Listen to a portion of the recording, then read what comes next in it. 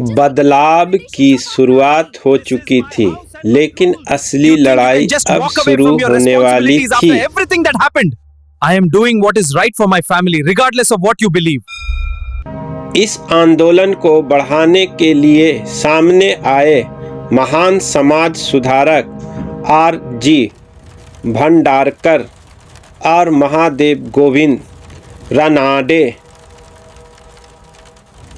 जिन्होंने ठान लिया था कि समाज को बदलकर ही रहेंगे, और तब तक उन्होंने पूरी ताकत लगा दी।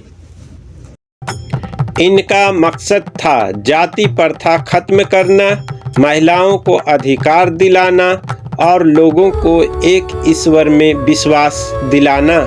यही उनका मकसद था। लेकिन यह रास्ता इतना आसान नहीं था।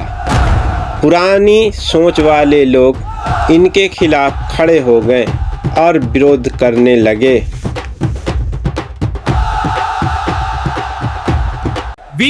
हर कदम कदम पर विरोध, हर जगह मुश्किलें।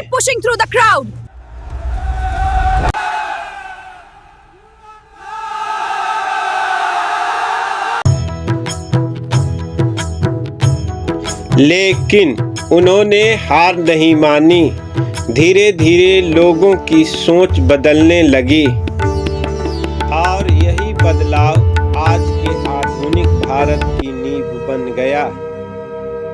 ऐसी ही अनसुनी कहानी के लिए हमारे चैनल को फॉलो करें, लाइक करें, सब्सक्राइब करें। धन्यवाद।